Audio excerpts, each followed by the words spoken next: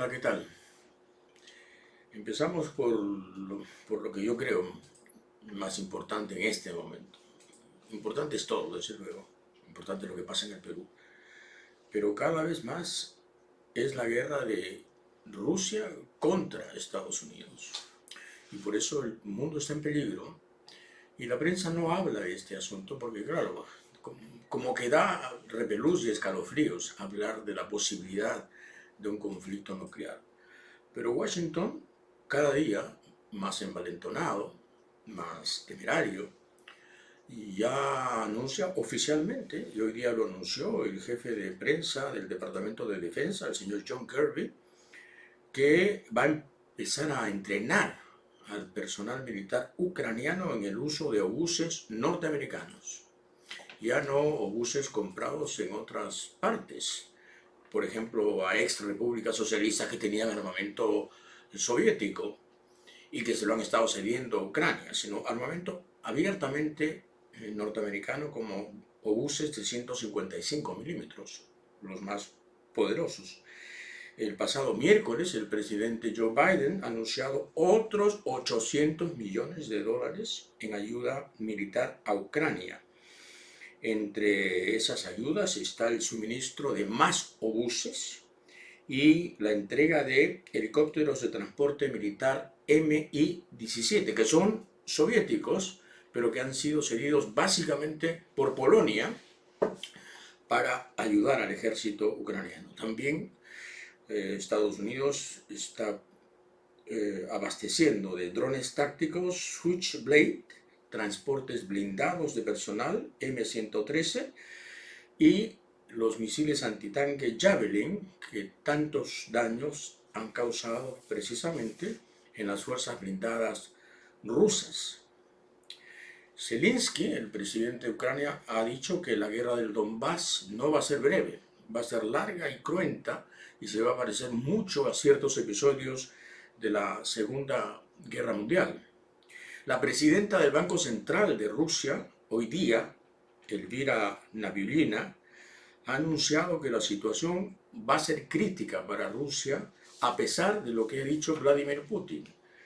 La señora Elvira Nabiullina se ha enfrentado a Putin tácitamente al anunciar que el tercer trimestre de este año va a ser crítico porque las reservas del país se acaban y la verdadera crisis llegará en ese momento, o sea, entre el segundo y el tercer trimestre de este año.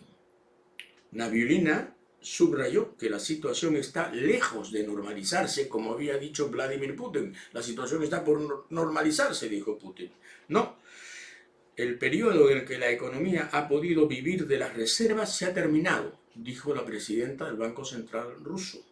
Ya en el segundo trimestre o principios del tercero entraremos en una etapa de transformación estructural, que es un eufemismo para decir que la crisis se va a agudizar. En resumen, no habrá suministros suficientes para la producción fabril y la inflación podría dispararse. Eso puede colocar a Putin en una situación desesperada que lo puede empujar a decisiones militares muchísimo más preocupantes, muchísimo más audaces y con el ánimo de terminar el dominio del Donbass, que es ahora el objetivo modesto y final de la guerra rusa.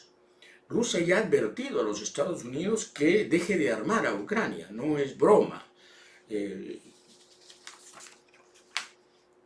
Rusia envió esta semana una carta diplomática a los Estados Unidos avisando que si no deja de proveer armamento a Ucrania, habrá consecuencias imprevisibles. Eso lo ha publicado el diario The Washington Post y lo han confirmado fuentes diplomáticas del Departamento de Estado. Rusia ha dicho que Estados Unidos está añadiendo combustible al conflicto con su comportamiento y ha vuelto a hablar de consecuencias imprevisibles. Por eso el mundo está en peligro y la gente como si nada, ¿no? Si la gente como si nada sigue viendo su Netflix y embruteciéndose con la tele y en fin, entreteniéndose con lo que pueda, porque al final de cuentas la comedia humana es eso. Pero la situación es preocupante. Y ahora lo doméstico, lo que nos concierne, lo que los peruanos sufrimos cada día. La agencia Reuters, que generalmente es impecable en sus informaciones, dice: la mina de cobre Las Bambas suspendió sus operaciones después de que residentes de la comunidad de Fuerabamba entraran en la propiedad de la empresa como parte de una protesta. Las Bambas representan el 2% del suministro mundial de cobre, el 13% en el Perú, y es objeto de interrupciones recurrentes por parte de las comunidades cercanas. El nuevo conflicto en Las Bambas se produce en un momento en que la mina Cuajone de la Southern Copper Corporation mantiene suspendidas sus operaciones desde finales de febrero. El desgobierno total, ¿no? 50 días, Cuajone sin agua, paralizada, y ahora Las Bambas anuncia, según Reuters, agencia creíble, que va a paralizar. Se cansaron los chinos. Sí, pues, se cansaron. Hasta los chinos se pueden cansar. Los comuneros de Fuerabamba que entraron han dicho: vamos a recuperar nuestros terrenos, listo. No hay ley, no hay policía, no hay autoridad, no hay ministro, no hay nada.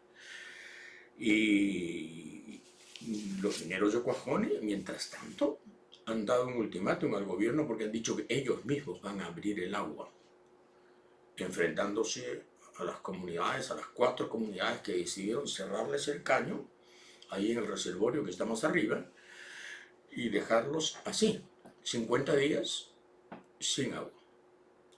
El prefecto de Moquegua ha tratado de interceder en nombre del gobierno, no ha logrado nada, el gobierno no se interesa, Cuajone sigue paralizada. Y claro, si los chinos de Las Bambas dicen paro, los mexicanos de Cuajone van a decir lo mismo. Y parecería que hay una especie de predisposición para que todo esto pare, o de talento para agudizar los conflictos y para enconarlos aún más, y para producir esta suerte de parálisis con aire apocalíptico, ¿no? en el Perú. O sea, no puedo entender cómo el gobierno puede ser indiferente, distante respecto de estas cosas. No puedo entender. Esto es el salario del Perú. El cobre es el sueldo del Perú. Salvador Allende decía: el cobre es el salario de Chile. Tenía toda la razón. Por eso lo nacionalizó. Si era nuestro salario, decía, tiene que ser nuestro. Bueno, lo estatizó, lo nacionalizó. Tanto lo nacionalizó que ni siquiera Pinochet se atrevió a desmantelar por completo la nacionalización del cobre dictada por Salvador Allende. Y sigue existiendo la entidad corporativa estatal del cobre en Chile, ¿no es cierto? Bueno, el salario del Perú es el cobre, evidentemente, notoriamente, contablemente. Y este gobierno ni sabe, ni quiere, ni se interesa. Y la sensación de anarquía es lo que a mí me aterra. A mí me aterran las anarquías de cualquier signo, de derecha, de izquierda, de centro. La anarquía es lo que estamos viviendo. No hay cabeza, no hay liderazgo, no hay autoridad, no hay respeto, no hay, digamos, contrato social vigente, en uso, ¿no? Tú cedes, yo cedo, negociamos, conciliamos, arreglamos, seguimos, no hay nada. Yo tomo cojones, listo, lo dejo sin agua, listo, no pasa nada. Ahora mismo, ¿no? Parálisis en Cusco, 48 horas. Un paro que estaba desde el 13 de abril previsto. El 13 de abril Cusco dijo: paramos. Mucho cuidado, paramos. Nada, no pasó nada. Ni los Bellido, ni toda esta gente hizo algo. Por supuesto, ya no hablo de Aníbal Torres, que está dedicado a hablar de Hitler. Otra vez hoy día habló de Hitler, el pobre hombre está realmente acabado. Pero en fin, ni los nadie se ocuparon del asunto. El 13 de abril los cusqueños dijeron: vamos a parar. Hoy día pararon, y por supuesto hay turistas tirados en Aguascalientes, turistas peruanos tirados en Aguascalientes. No tienen dónde hospedarse porque no hay ya más hoteles, no tienen dónde comer porque hay cierre de trenes y cierre de ómnibus. Y el gobierno, como si nada. No hay gobierno. En ciertos aspectos carecemos de gobierno. En ciertos aspectos el Perú está acéfalo, abiertamente acéfalo. Y Universitario de Deportes pierde por 4-1 en el Estadio Monumental, su propio escenario, y lo que hace es lo que debe hacer. Despide pues al técnico. 4-1, te vas. Ya te has portado bastante mal, estamos mal, jugamos mal, no tenemos personalidad, has deshecho el equipo, has roto su armonía, no tenemos ni siquiera perspectiva, nada, te vas. Chao. Entonces, comunicado oficial del Club Universitario, de mutuo acuerdo, el profesor Álvaro Gutiérrez y nuestra institución han decidido culminar el vínculo contractual a él y a su comando. Les agradecemos el tiempo que estuvieron con nosotros. Está bien. Qué bueno, ¿no? Entrenador malo, se va. Qué bueno sería que hiciéramos eso con los presidentes, ¿no? Presidente malo, presidente incompetente, presidente inepto, presidente atrozmente inepto, presidente catatónico. Bueno, te vas, hijo, te vas, porque esto no es, pues, un matrimonio tóxico que hay que aguantar. La iglesia no consagra esto como una eternidad maldita que hay que soportar. No, pues, te vas. O renuncias, pues, o renuncias, o te vas así, elegantemente. Y dices, bueno, la patria me llama ahora al costado. Y se va al costado, pues, ¿no? Porque claro, al final de cuentas, ¿qué cosa es un país? Es una reunión de gentes. Es una gran empresa. Un país es una gran empresa, aparte de un gran propósito. Y el pueblo es el directorio. Y entonces, claro, un gerente horrible que se trae abajo la empresa, que se trae abajo los números de la empresa, digamos, que pone todos los ratios de la empresa por los suelos, hombre, se va. Pero no se puede, pues, ¿no? Porque la Constitución es una especie de contrato pétreo ahí con candado, 5 años, no importa lo que yo haga. Y entonces, claro, esa sensación de, lo he escrito en alguna columna, de inmunidad monárquica que tiene el presidente en estos regímenes presidencialistas y atroces que tenemos en América Latina, ¿no? Ah, me elegiste 5 años, te fregaste, ahora me aguantas. Y entonces, claro, 5 años de un quinquenio de porquería a aguantar. Eso es lo que muchos peruanos creemos que debe cambiar. Y por eso muchos hemos pedido lo mismo, ¿no? Que el señor renuncie. Pero el señor no va a renunciar. Entonces habrá que buscar otras fórmulas. Constitucionales, sí, claro. Decentes, sí, por supuesto. Pacífica, desde luego que sí. Pero alguna fórmula habrá que buscar. Mientras tanto, el presidente que no se ocupa de los paros, ni de las huelgas, ni de esa sensación de anarquía en la que vivimos, el presidente dice que va a convocar un gabinete de ancha base. Y claro, lo único que desata es escepticismo, ¿no? Porque se lo dice al cardenal Pedro Barreto. Y el cardenal Pedro Barreto sale a decir, el Perú está en cuidados intensivos, no podemos estar enfrentados. Entonces dice que ha hablado con el presidente, que está muy entusiasmado, que el presidente le ha dicho que va a cambiar, que, en fin, va a conformar un gabinete técnico, además multipartidario, además de consenso nacional. Y el señor Barreto, en fin, se la cree. Allá él, ¿no? Lo mismo le pasa a don Max Hernández, el secretario general del Acuerdo Nacional. También asume que el presidente se ha comprometido a un cambio de gabinete que signifique un cambio cualitativo del gobierno. Y el cardenal llega a esto, ¿no? Barreto confirma cambio de gabinete. Esto es un recorte del diario Correo, no es broma. Barreto confirma cambio de gabinete. O sea, la Iglesia no como mediadora, sino casi como vocera del gobierno de Castillo, anunciando un cambio sobre el cual no hay ninguna certeza, porque el señor Barreto, Monseñor Barreto, para los católicos, ignora que el problema no es que Castillo le prometa el oro y el moro al cardenal o a Max Hernández. El problema es que el señor Castillo tiene que rendirle cuenta a Vladimir Cerrón, que está detrás, no como portero, sino como tutor, sino como padrino de todo esto. Y claro, vamos a ver si el señor Cerrón, que ya dijo el único cambio posible es hacia la izquierda, y ya criticó a la Iglesia por meterse en Palacio, vamos a ver si el señor Cerrón le da permiso para tener un gabinete nuevo y además cualitativamente diferente. O sea, todo suena a farsa, ¿no? Pero Max Hernández y Pedro Barreto, el cardenal, se comprometen a eso y, en fin, se están jugando la imagen y la reputación.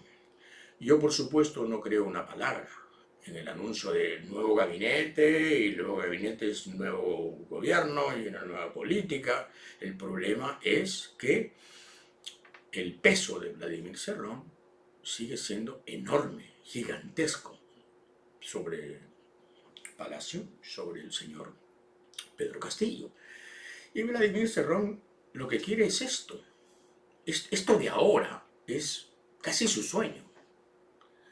Mientras tanto, infiltra el Estado con su gente e infesta la burocracia con toda la gente que, digamos, que le resulte de confianza y que generalmente es muy servil respecto de sus puntos de vista.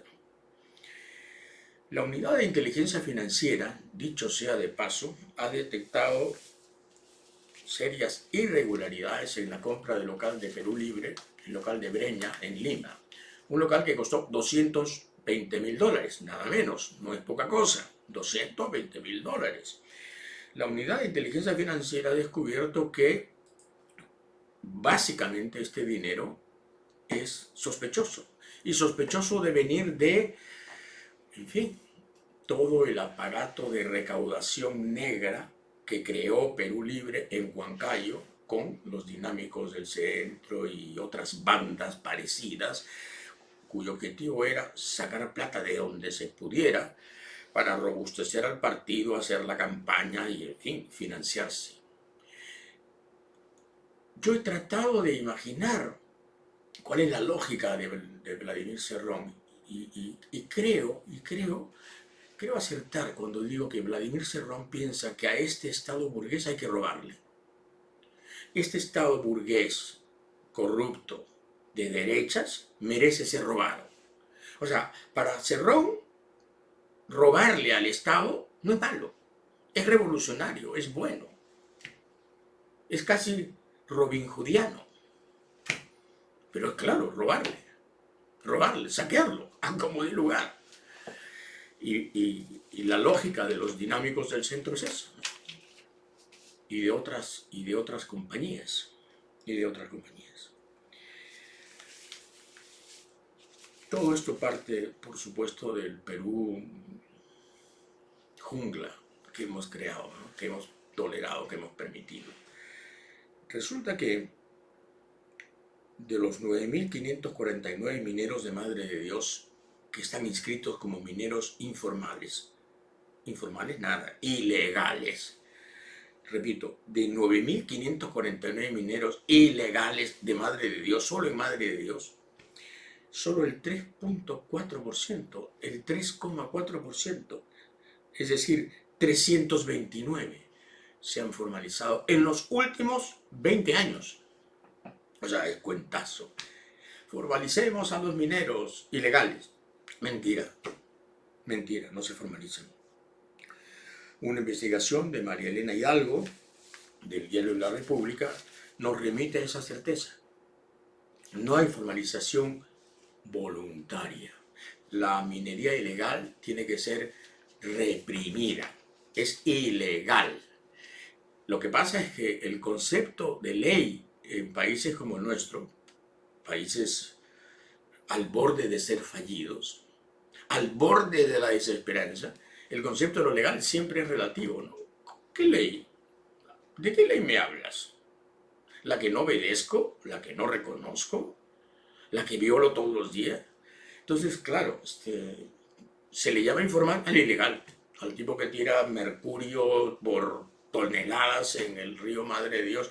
No, minero informal, no informal nada, ilegal, abiertamente ilegal y ambientalmente criminal. Pero en fin,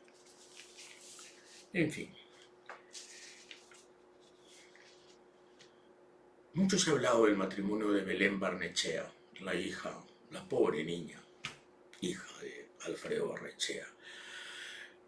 En fin, yo no voy a hacer leña del árbol caído, ¿no? Le ha caído mucho al señor Alfredo Barnechea. Pero creo que Belén Barnechea no tiene la culpa. No tiene la culpa de tener un papá así.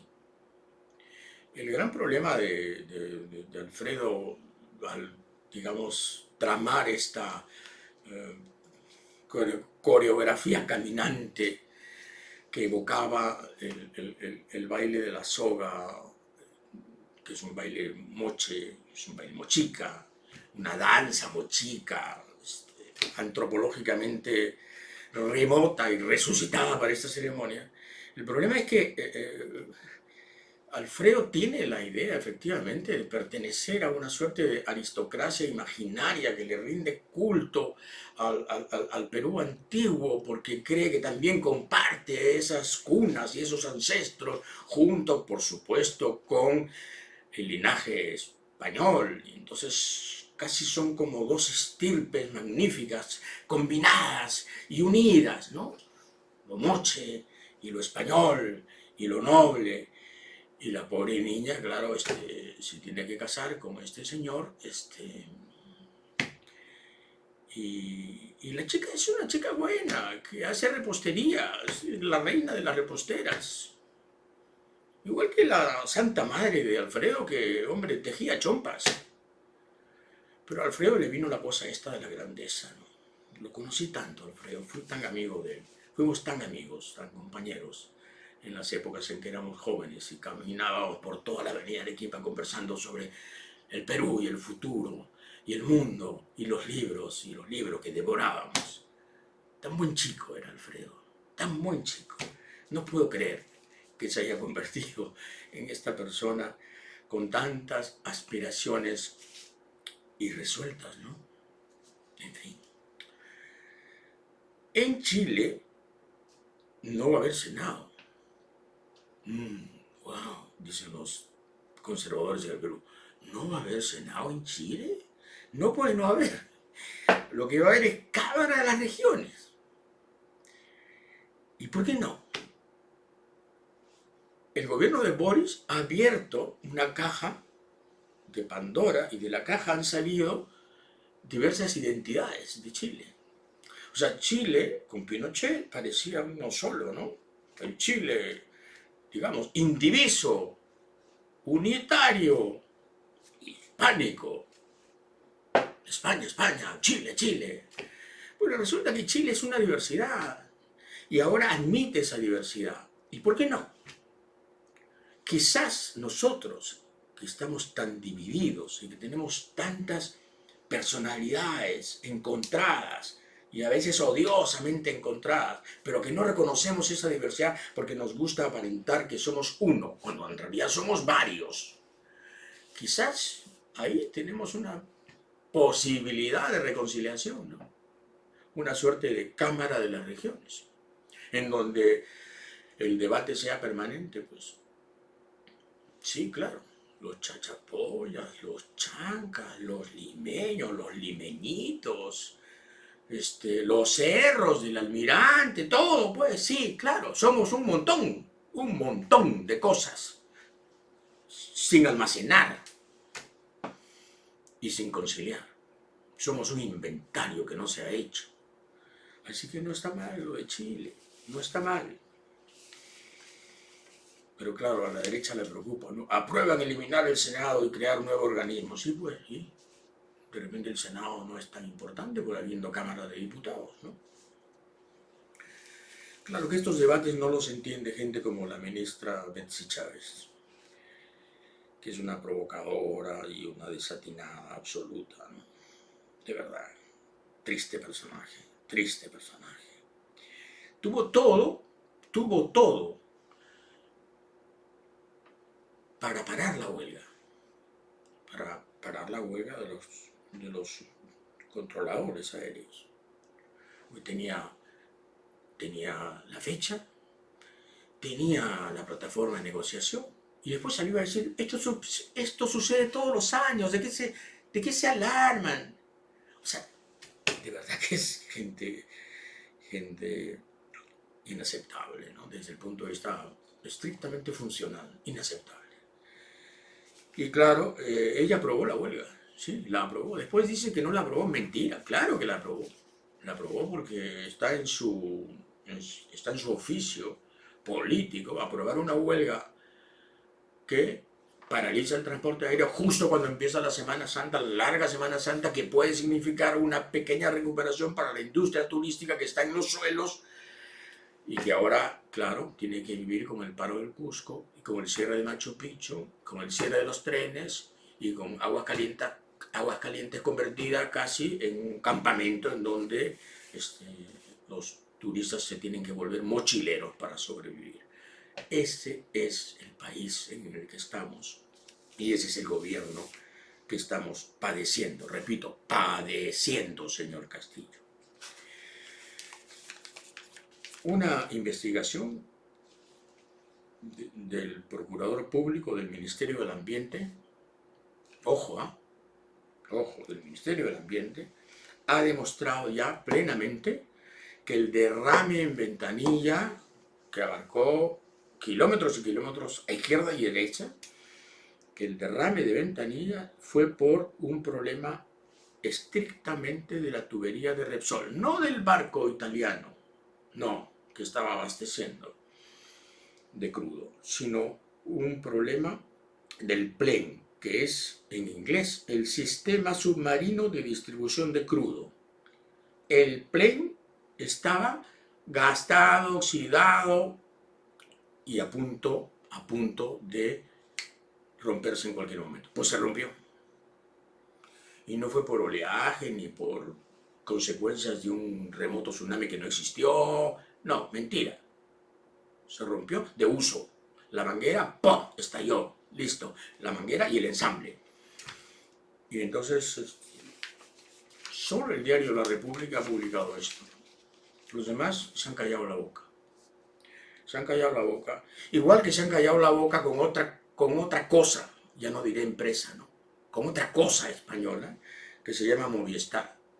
Movistar ha decidido el 3 de abril sacar de su programación RT, o sea, Russia Today, Rusia Hoy, un canal que algunos veíamos justamente para tener una visión alternativa, ¿no? En fin, débil, alternativa, pero necesaria, después de el monólogo tóxico que tenemos que leer y escuchar todos los días respecto de la guerra. Bueno, Movistar el 3 de abril dijo, ya no va a Russia Today, o sea, Russia Today, o sea, Rusia Hoy, ya no va, listo. Estos españoles, obedeciendo a no sé quién, a no sé qué sirviente, de no sé qué otra servidumbre, dicen, se acabó, RT.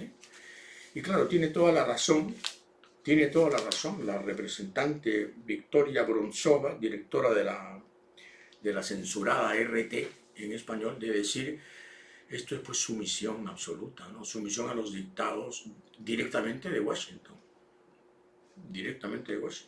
Y además un atentado contra la libertad de prensa que no denuncian los colegas. Ahí sí,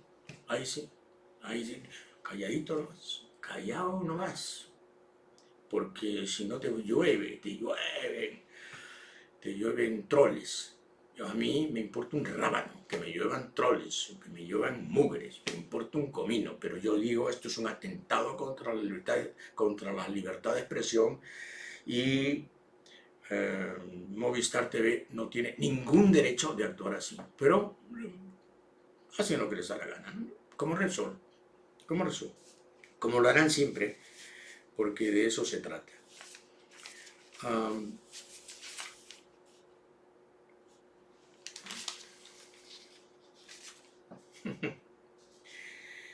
Bueno, la gente de la Defensoría del Pueblo, el Sindicato de Trabajadores de la Defensoría del Pueblo, es bien aguda, ¿eh? La gente es bien aguda.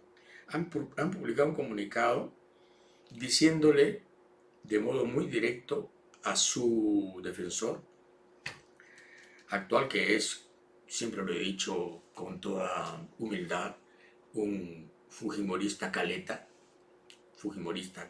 pero cada día menos caleta. Y el sindicato dice: debido a la delicada responsabilidad que implica la labor defensorial, quienes han conducido nuestra entidad a lo largo de la historia han cuidado que nuestras intervenciones y posiciones institucionales tengan una estricta correspondencia con las funciones constitucionales de la Defensoría del Pueblo, evitando en todo momento transgredir nuestro deber de neutralidad política. Chúpate esa, ¿no? Chúpate esa, defensor fujimorista caleta, porque la verdad es que cada día es más notorio que el defensor está en una actitud abiertamente política y tomando un sesgo muy claro que no tiene nada que ver con la defensoría como institución, sino con la militancia activa y pro vacancia. Está en su derecho personal de hacerlo, desde luego, pero no como defensor del pueblo, sino como militante fujimorista, que es lo que es. Como militante fujimorista tiene todo el derecho de decir: váquenlo, sáquenlo, mátenlo, lo que sea. Cualquiera de esos imperativos ominosos. Pero como defensor del pueblo tenía que guardar la forma, ¿no? Bueno, el sindicato ya se lo hizo recordar. Qué vergüenza, qué vergüenza. La gente del FENATEP estuvo en Palacio. La gente del FENATEP estuvo en Palacio, celebrando la ley esta que le da el 100% de los CTS al magisterio. O perdón, de las CTS, porque es femenino. Las compensaciones por tiempo de servicios. Y entonces resulta que el señor Castillo, para esta ceremonia de una ley que además ya había sido dada por el Congreso, pero que él se la atribuye, invita a los maestros, pero no invita a todos los maestros, invita a FENATEP, que es el sindicato próximo al Movadef, pero no invita al SUTEP, que tiene 180.000 maestros como representación. A esos no. Son moderados, dirán. Eso es Patria Roja, esos son burgueses. FENATEP, eso es lo mismo. Y la gente de FENATEP, que está además construyendo el partido que Castillo quiere, ¿no? Va a Palacio y no va al SUTEP. Vergüenza, señor Castillo. Otra vergüenza. Usted dirá: bueno, esa es la predica de la prensa derecha. No. El SUTEP ha dicho que usted está con FENATEP y con Movadef. El SUTEP. Cuando usted no existía, señor Castillo, cuando usted no existía ni como proyecto, el SUTEP se jugaba entero por el magisterio. Yo entrevisté al primer secretario general del SUTEP en la clandestinidad, perseguido por el gobierno de Velasco. Lo recuerdo perfectamente. En un oscuro edificio en el centro de Lima, este modesto reportero de caretas entrevistó a Rolando Breña Pantoja, en esa época muy joven, tan joven como el reportero que hoy día es el viejo que les habla. Y él era el secretario general fundador del SUTEP, militante maoísta del partido Patria Roja, el lado pequinés del comunismo peruano, fundador del SUTEP, el Sindicato Único de Trabajadores de la Educación en Perú. Y a esos que crearon la fuerza sindical más importante de los últimos años, a esos usted les dice que no, y entran los del FENATEP. el aborto del Movadef que usted consagró como sindicato en 72 horas gracias al ministro de Trabajo que en esa época les dio la bienvenida y los recursos suficientes como para aceptarlos ya como inscripción sindical. Muy bien. Siga portándose así, señor Castillo, que después va a tener que afrontar muchos interrogatorios. Leo lo siguiente en una columna del diario Expreso. No ha pasado mucho tiempo para que ciudadanos de diversas tendencias políticas recuerden y extrañen, hoy más que nunca, a Alan García, al político, al estadista. Y no pasará mucho tiempo para que la verdad se abra paso, para que la historia reivindique nuevamente a Alan y para que la justicia, la verdadera, haga su trabajo contra sus verdugos. ¡Wow! ¡Qué discurso! ¿Quién lo firma? Erasmo Reina, el abogado del doctor García. ¿Hay conflicto de intereses? Es una opinión, digamos que objetiva, distante, en fin, no comprometida. Discutámoslo. Verdugos. Verdugos son los que señalaron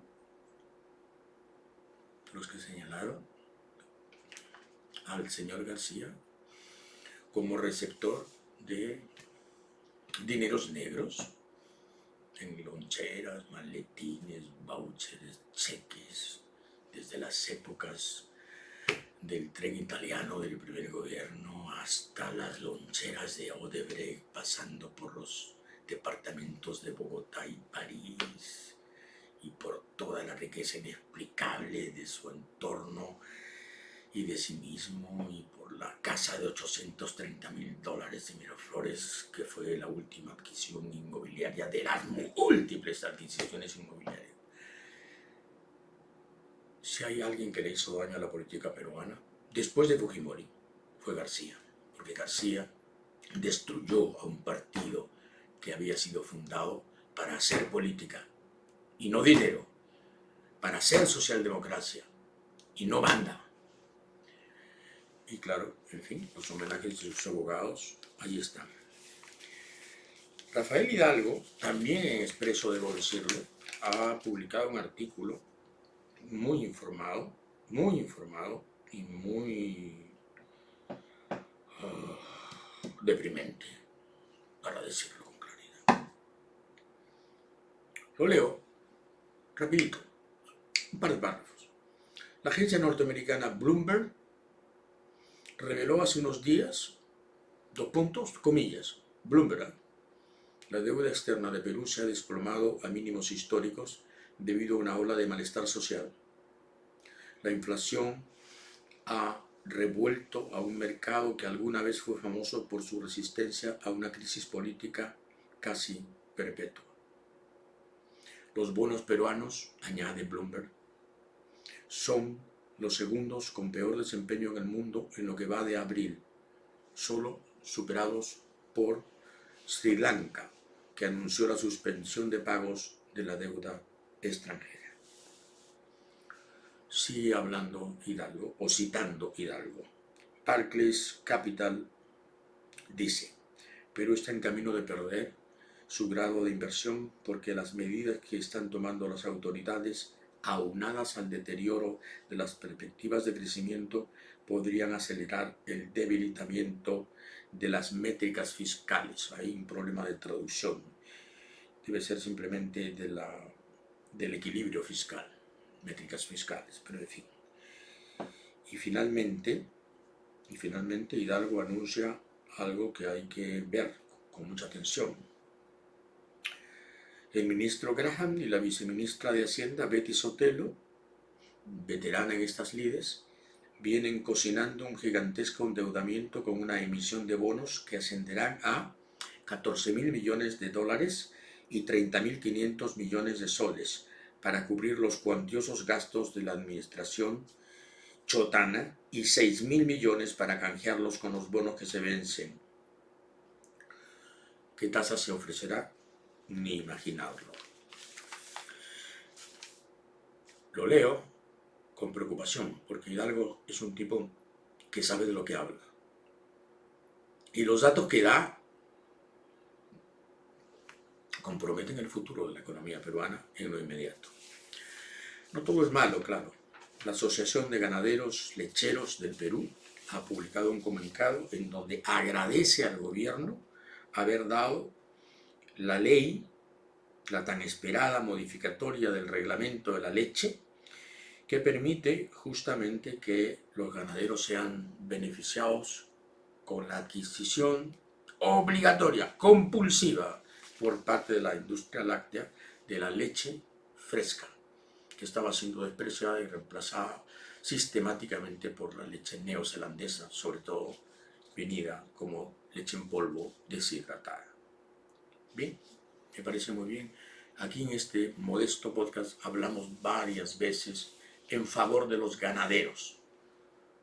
Sí, y creíamos que era una causa perdida, porque nos encantan las causas perdidas. Sin embargo, esta no ha sido así. El gobierno ha dado un buen paso en este sentido.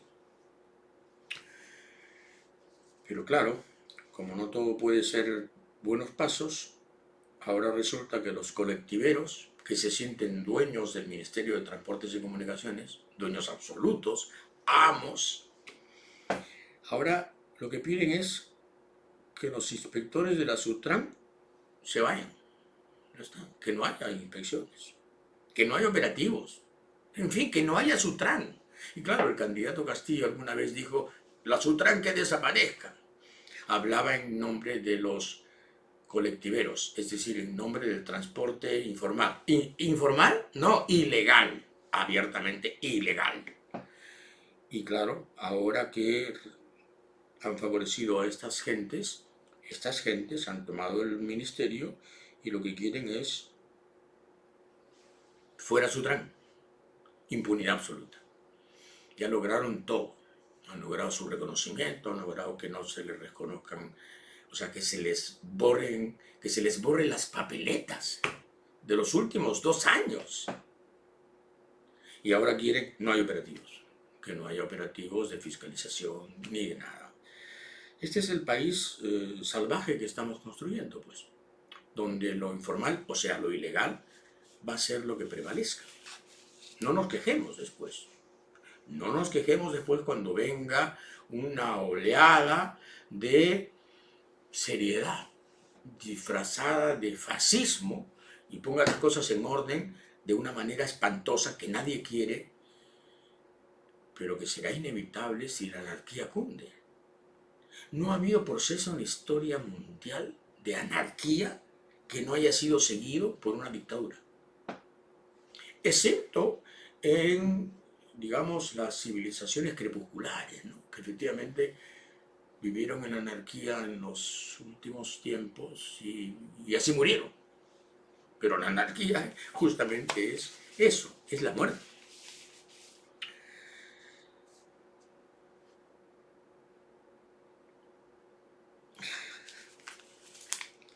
Estaba pensando si tratar o no este tema, pero dije, caray, si vivimos aquí, sufrimos esta ciudad, ¿por qué no, no? Parece un tema chiquito, mentira, no hay temas chiquitos. Los ladrones del municipio de Miraflores, y esto es una investigación hecha por el diario El Comercio, los ladrones del municipio de Miraflores recaudan cada semana, 202.000 soles.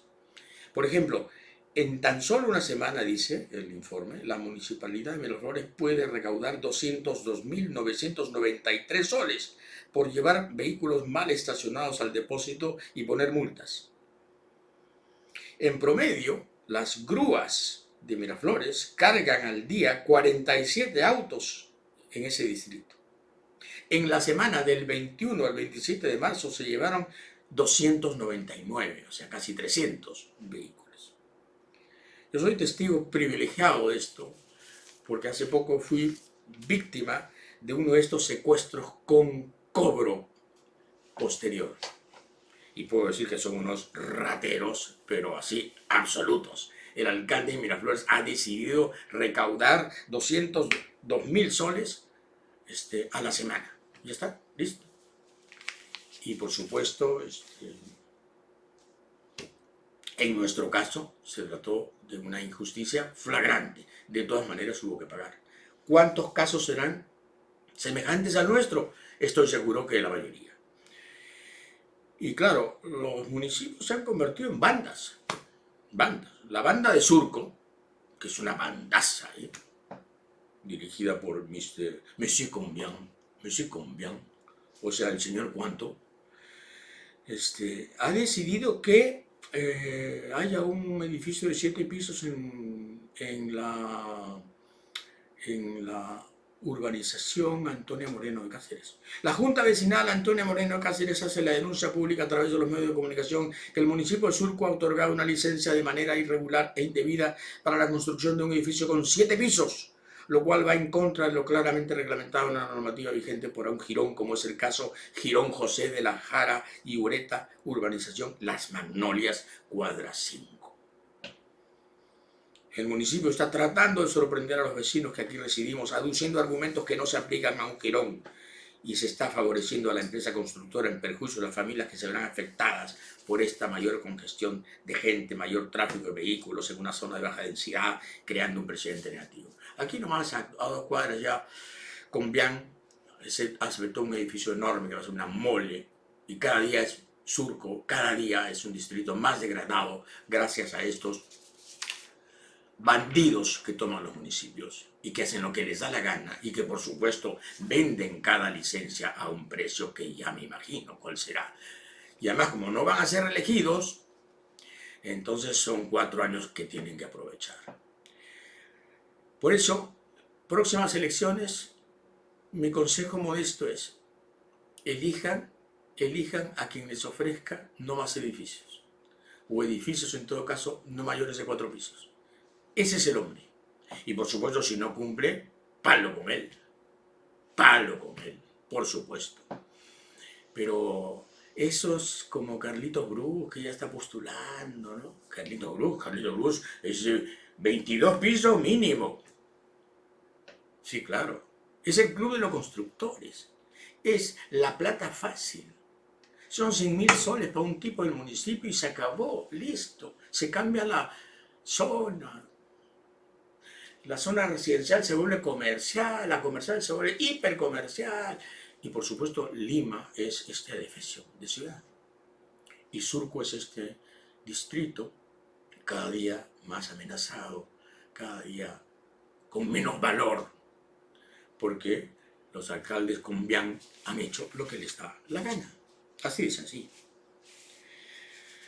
Al 69% del segmento D, o sea, el segmento social D, el segmento con menos ingresos, al 69% del segmento D ya no le alcanzan los ingresos para los gastos del mes. Lo que reciben ya no les alcanza para el mes. Es un estudio de Activa Perú. Yo les creo, sí. El alza de precios, la pandemia, los problemas, las bajas laborales, en fin, el desempleo y todo eso, ¿no? Al 69% del segmento D ya no le alcanza el ingreso para los gastos. ¿Cuánto me hubiera gustado que esta prensa, como el diario Gestión, que es tan serio y tan bueno a veces, que esta prensa corporativa se hubiera preocupado así de la clase D cuando Fujimori dio el paquetazo ese espantoso del año 91, ¿no? ¿Se acuerdan? Paquetazo. Paquetazo que sumergió en la pobreza a 8 millones en 24 horas. Y cuando se hizo dictador y vendió las joyas de la abuela del Estado a 4 soles, a mafias mexicanas y a todo el que se acercase al salón de los remates. Cuánto me hubiera gustado que esta prensa se preocupara de la clase D, cuando la clase D estaba en la miseria, ¿no? Y cuando, claro, aquí no había ni justicia, ni ministerio, ni defensoría, ni tribunal constitucional, ni sindicatos, ni prensa libre, ni televisión libre, nada. Cuánto, qué bien, ¿no? Qué bien hubieran hecho, pero en fin. Ha salido una cosa muy importante, ¿eh? Importante. El excomandante general del ejército, el señor José Vizcarra, general José Vizcarra, ha dicho en el Congreso que cuando Bruno Pacheco le habló de los ascensos, habló en nombre del presidente. Cuidado. No habló como Bruno Pacheco, oye, permítame, discúlpeme, esto no lo sabe el presidente, pero yo quisiera que ascendiera usted a los coroneles Sánchez, Caguancama y Ciro Bocanegra. No, no le dijo eso, le dijo, yo estoy hablando en nombre del presidente. El presidente está interesado. Entonces, él como que no le creyó, ¿no? Como dijo, no, esto es de Pacheco. Entonces, este señor, José Vizcarra, general del ejército, en ese momento jefe del ejército, pidió hablar con el presidente para ver si era verdad, lo que le había insinuado Bruno Pacheco, ¿no? Y cuando habló con el presidente, confirmó que era cierto. El presidente le dijo directamente, ¿no podemos hacer nada por el señor Ciro Bocanegra? Después de que el general le dijo, no se puede ascender porque no le corresponde. Y siguió insistiendo. El presidente siguió insistiendo. Y estaba el ministro de Defensa ahí, en la oficina del presidente. Y el ministro de Defensa le dijo, hay que cambiar la ley para que el presidente tenga mayor injerencia en los ascensos. O sea, está aprobado. Está aprobado. Que el presidente intervino directamente en la presión ante el jefe del ejército por los ascensos. Yo veo que el señor Vizcarra fue defenestrado al poquito tiempo. Sinesio López plantea un referéndum en donde se hagan tres preguntas. ¿Está de acuerdo con que haya elecciones generales adelantadas, sí o no? Segundo, ¿está de acuerdo con darle facultades extraordinarias al Jurado Nacional de Elecciones para que, como especialistas en la materia, hagan una reforma electoral y una reforma de partidos, sí o no? 3. ¿Está de acuerdo en convocar a una asamblea constituyente para que elabore una nueva constitución, sí o no? Bueno, podría ser una fórmula un poco compleja, un poco abigarrada, en fin, pero es una salida. La primera pregunta es la más indiscutible. ¿Está de acuerdo con que haya elecciones generales adelantadas? ¿Sí o no? Sí, pues. Podría ser, pero lo que pasa es que eso pasa por el Congreso. Y el Congreso no quiere perder, pues, sus canonjías, sus sinecuras, sus privilegios, sus coches y demás. Flor Pablo, la congresista morada, dice claramente, necesitamos una salida a esta crisis, con una renuncia presidencial pronta, una sucesión democrática organizada y nuevas elecciones con nuevas reglas. La ciudadanía, que es quien nos puso donde estamos, ahora nos quiere afuera. Es hora de que nos vayamos todos. Bueno, debió decir todos y todas, para usar el lenguaje inclusivo de la modernidad. Pero también es una solución. Lo que quiero decir es que ya se discute la necesidad de una salida pacífica, democrática, como dije al principio del programa, a esta crisis, porque creo que se extiende la certeza de que no podemos seguir así. No podemos seguir así. Claro, cuando uno mira la derecha, sí, me dicen que ya estoy con el tiempo con las justas, ¿no? 5 minutos más, por favor, señora productora, comisaria real. Cuando uno mira a la derecha y dice, madre mía, ¿esto es lo que nos va a tocar? ¡Wow! ¡Qué miedo! ¡Qué miedo! Por eso es mejor que haya primero una reforma política, una reformita política que nos impida que, en fin, los almirantes en retiro sean los sucesores de Castillo, porque la verdad es que no sé a quién elegir entre Castillo y los almirantes sucesores que se yerguen ahí en sus tinas amenazando a todo el mundo. En fin, Dios mío. Bueno, por el robo de la laptop, de la fiscal Paulina Roque, adjunta de José Domingo Pérez, dice Doris Aguirre en La República, peligran 35 testigos protegidos y 16 colaboradores eficaces. Claro, ahora, gracias a eso, se saben sus direcciones, sus teléfonos y cómo estará actuando el fujimorismo para amedrentar a esta gente y lograr que se retracten, que no confirmen lo que dijeron, en fin, todo lo que se está moviendo para evitar precisamente que el juicio termine en cárcel, el juicio Keiko Fujimori termine en cárcel. La revista británica The Lancet ha estimado que 23 millones de peruanos se contagiaron con el COVID, y que murieron 300.000, no 214.000, sino 300.000, 23 millones. El cálculo oficial del MINSA es muchísimo menor, por supuesto, ¿no? Es de 3.551.000. No sé de dónde salió esto de Lancet, pero en fin. Por último, señora productora, ¿quieren ustedes saber cómo se hace de verdad el negocio del fútbol? Pues entérense. Se ha propalado, se ha difundido un audio de Gerard Piqué, el famoso defensa central del Barcelona, y del presidente de la Real Federación Española de Fútbol, Luis Rubiales, un audio en donde conversan cómo es el negocio de trasladar la Supercopa de España al escenario de Arabia Saudita, el año 2019. Claro, todo el mundo se sorprendió. ¿Cómo va a jugar la Supercopa en Arabia Saudita? ¿Qué te pasa en Riyadh? ¿Qué te ocurre?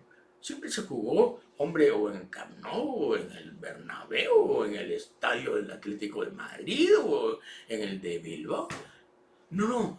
Y claro, ahora se sabe, ganaron millones. El presidente de la Real Federación Española, Luis Rubiales, y Gerard Piqué pactaron el cobro de comisiones millonarias por el traslado de la Supercopa de España a Arabia Saudita en el año 2019. El Confidencial ha publicado documentos y audios que prueban que el máximo mandatario del balompié español presionó a las autoridades saudíes para que abonaran 24 millones de euros al defensa central del Barcelona.